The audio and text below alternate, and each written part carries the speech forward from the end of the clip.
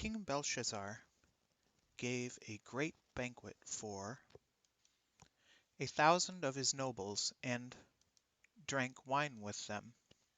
While Belshazzar was drinking his wine, he gave orders to bring in the gold and silver goblets that Nebuchadnezzar his father had taken from the temple in Jerusalem, so that the king and his nobles, his wives, and his concubines might drink from them. So they brought in the gold goblets that had been taken from the temple of God in Jerusalem, and the king and his nobles and his wives, his concubines, drank from them. As they drank the wine, they praised the gods of gold and silver, of bronze, iron, wood, and stone. Suddenly, the fingers of a human hand appeared and wrote on the plaster of the wall near the lampstand and in the royal palace. The king watched the hand as it wrote. His face turned pale, and he was so frightened that his legs became weak and his knees were knocking. The king summoned the enchanters, the Chaldean astrologers and diviners. Then he said to these wise men of Babylon, "Whoever reads this writing and tells me what it means will be clothed in purple and have a gold chain placed around his neck, and he will be made the third highest ruler in the kingdom." Then all the king's wise men came in, but they could not read the writing or tell the king what it meant. So King Belshazzar became even more terrified, and his face grew more pale. His nobles were baffled. The queen,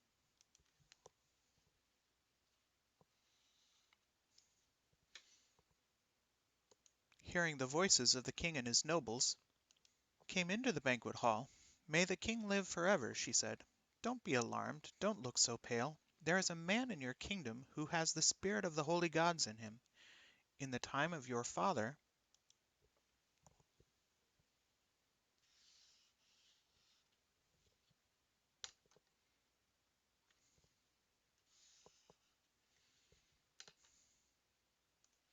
he was found to have insight and intelligence and wisdom like that of the gods.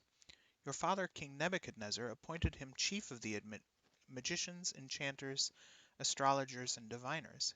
He did this because Daniel, whom the king called Belteshazzar, was found to have a keen mind and knowledge and understanding, and also the ability to interpret dreams, explain riddles, and solve difficult problems.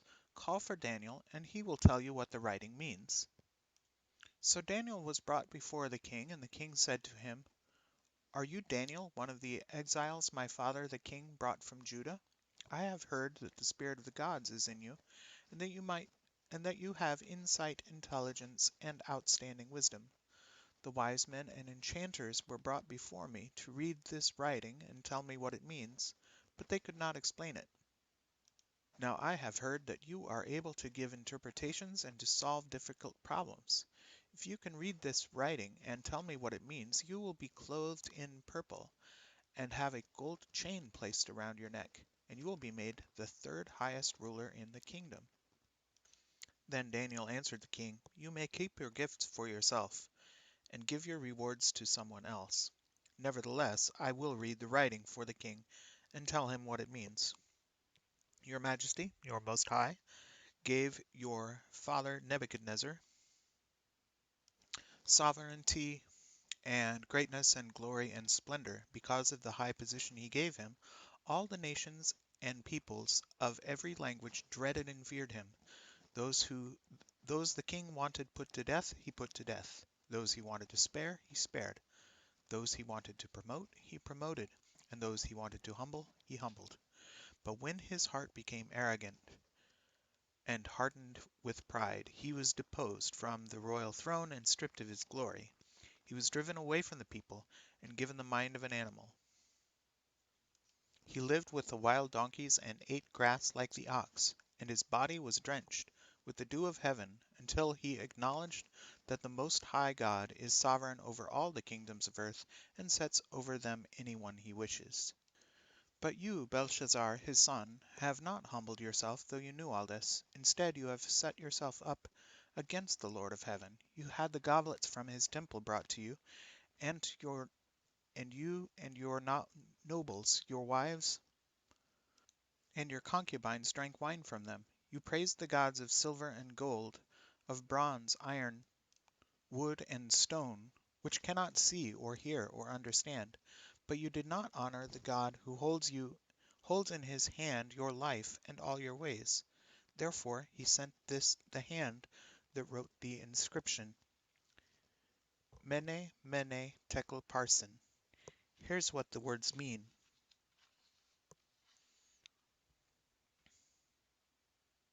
Mene, God has numbered the days of your reign and brought it to an end. Tekel, you have been weighed on the scales and found wanting. Peres, your kingdom is divided and given to the Medes and Persians.